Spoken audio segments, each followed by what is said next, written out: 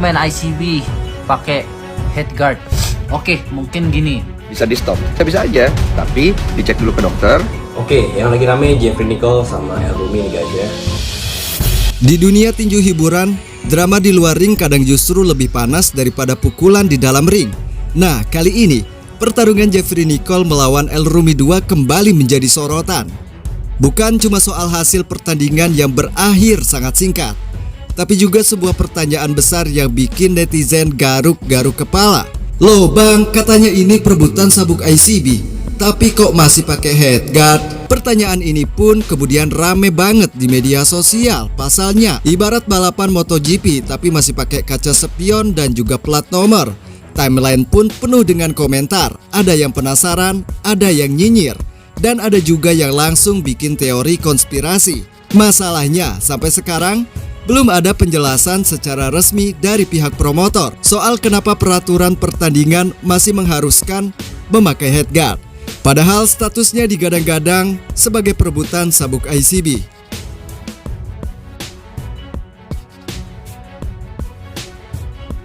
Main ICB pakai headguard. Oke, mungkin gini. Mungkin mereka itu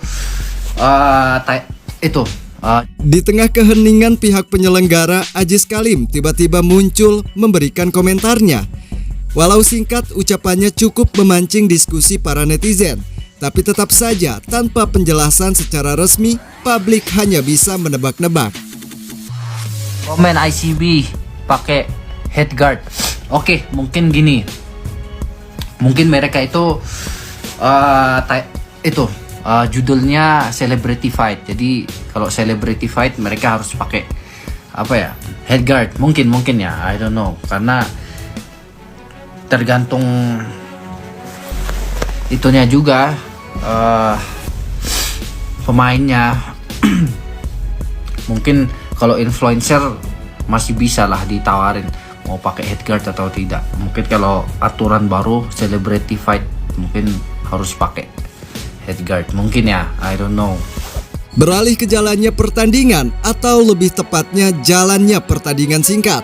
Pertarungan yang seharusnya menjadi ajang sebuah pembuktian justru berakhir terlalu cepat. Jeffrey Nicole tumbang dalam hitungan detik usai menerima pukulan keras dan juga berurat dari Bang El Rumi. Momen itu pun sontak menjadi bahan pembicaraan yang hangat. Netizen tidak habis pikir. Bahkan nama-nama besar seperti Denny Sumargo dan Coach Rudy Goldenboy ikut buka suara.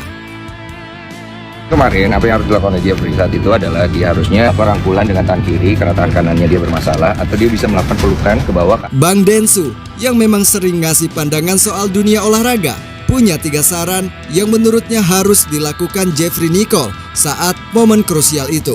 Seperti menghindar sambil memberikan sinyal kepada wasit bahwa dirinya mengalami dislokasi bahu, atau melakukan clinch untuk meredam serangan El Rumi.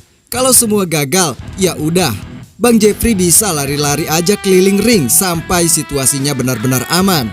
Menurut Bang Densu, Jeffrey Nicole sempat memberikan tanda cedera dengan menunjuk-nunjuk bahunya. Tapi entah karena panik atau sudah kehilangan fokus, Bang Jeffrey malah membiarkan wajahnya terbuka tanpa pertahanan. Dan disitulah El Rumi memanfaatkan momen tersebut, melepaskan pukulan yang telak dan berurat yang membuat pertandingan pun langsung berakhir. Tentu kan Jeffrey bermain buruk atau tidak gitu. Hanya Jeffrey itu sempat ngeblank. Dia itu benar-benar nggak tahu what's going on. Itu mengakibatkan kondisi di mana mental dia pasti secara tidak langsung pasti kena. Buat Jeffrey, gue pengen pesan, apa yang terjadi kemarin itu tidak ada mengubahkan bahwa lu tetap Jeffrey Nicole. You're a fighter, you're a good person. You fight dari semua kondisi dan kekalahan dan kejatuhan lu pernah bangkit. Sementara di sisi lain, pendapat serupa pun datang dari Coach Rudy Goldenboy. Menurutnya langkah paling basic yang bisa dilakukan Bang Jeffrey Nicole saat itu adalah memberitahu wasit sambil tetap bertahan. Karena dasar seperti ini harus dikuasai sebelum naik ke atas ring. Ia juga sangat menyayangkan dengan keputusan Jeffrey yang justru melakukan kebalikan dari strategi bertahan. Hasilnya bukan hanya kalah cepat, tapi juga kehilangan momen untuk membalikan keadaan.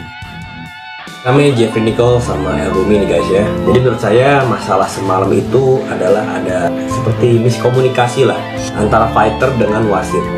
Jadi saat dislokasi itu terjadi, harusnya menurut saya Jeffrey Nicole tetap memberikan sinyal dislokasi tapi tetap memberikan perlawanan atau memiliki defense yang tetap rapi lah.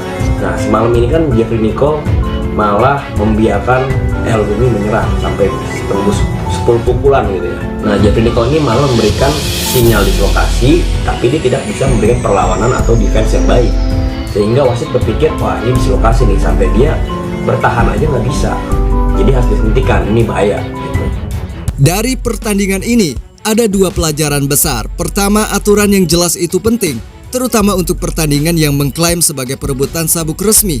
Publik berhak tahu kenapa ada headguard di laga yang katanya besar. Mental dan strategi bertahan sama pentingnya dengan kekuatan pukulan. Satu momen panik bisa mengubah segalanya ketika di atas ring. Sampai sekarang misteri headguard di laga sabuk ICB tentu masih menggantung dan publik sepertinya belum akan berhenti bertanya. Lalu bagaimana menurut pendapat sobat semua? Silahkan baku tumbuk di kolom komentar. Ya, udah dibalikin dan itu udah sebelum 5 menit. Sebelum 5 menit udah saya balikin dan ya itu dia nggak manggil medik. Masa saya